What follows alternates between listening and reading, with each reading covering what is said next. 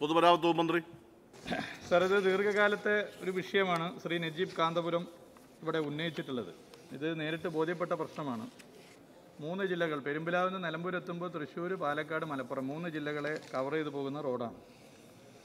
ഇത് കേരള ഇനീഷ്യേറ്റീവ് പദ്ധതിയിൽ ഉൾപ്പെടുത്തി നിർമ്മാണം പുരോഗമിക്കുകയാണ്. പുലാമന്തൂർ മേലാറ്റൂർ റോഡിൻ്റെ പ്രവൃത്തി വളരെ വേഗത്തിലായിരുന്നു മുന്നോട്ട് പോയിരുന്നത്. ഈ സംവിധാനം കൊണ്ട് പ്രത്യേകിച്ച് എന്തെങ്കിലും ഗുണം ഉണ്ടോ എന്ന് അദ്ദേഹം ചോദിച്ചപ്പോൾ ഈ സംവിധാനം കൊണ്ട് തന്നെയാണ് അതിൻ്റെ ഗുണം ഉണ്ടായതെന്ന് അദ്ദേഹം ഇവിടെ പറയണമായിരുന്നു. അത് പറഞ്ഞില്ല. റിവ്യൂ യോഗത്തിലും മറ്റും പരിശോധിച്ചു പോയി.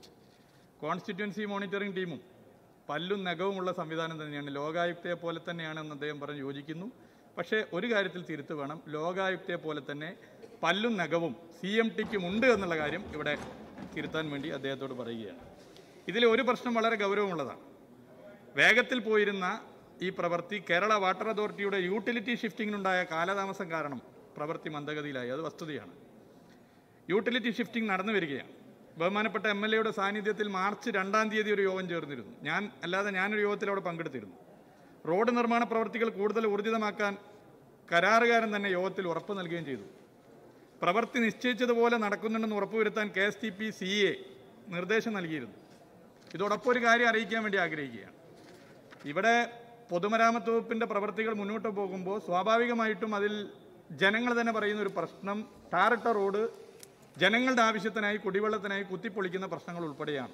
2 വകുപ്പുകൾ തമ്മിലുള്ള പ്രശ്നമാണ്.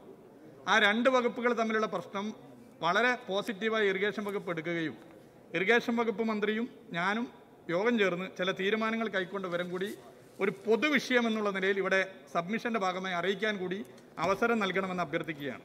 അതിൻ്റെ ഭാഗമായി ബഹുമാനപ്പെട്ട ജലവിഭവ വകുപ്പ് മന്ത്രി ശ്രീ റോഷി അഗസ്റ്റിനുമായി ചേർന്ന് ഈ പൊതുവിഷയത്തിൽ യോഗം ചേർന്ന ഒരു ഉദ്യോഗസ്ഥതല സമിതി രൂപീകരിച്ച വിവരം ഈ സഭയെ പ്രത്യേകം അറിയിക്കാൻ വേണ്ടി ആഗ്രഹിക്കുകയാണ്.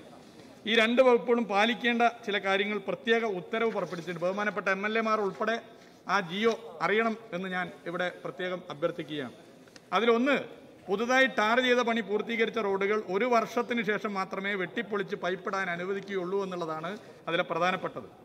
മറ്റൊന്ന്, ഉയർന്ന പരിഗണനയുള്ള പദ്ധതികൾക്ക് മാത്രമാണ് ഇളവ്. മറ്റൊന്ന്, റോ പോർട്ടൽ. ഏത് വകുപ്പിനും അവർ നടത്താൻ വേണ്ടി പോകുന്ന പ്രവൃത്തികൾ ഈ പോർട്ടലിൽ രജിസ്റ്റർ ചെയ്തു പോയാൽ ഈ ക്ലാഷ് ഒഴിവാക്കാൻ വേണ്ടി പറ്റുന്ന റോ പോർട്ടൽ സംവിധാനം സജീവമാക്കുക എന്നുള്ളതാണ്.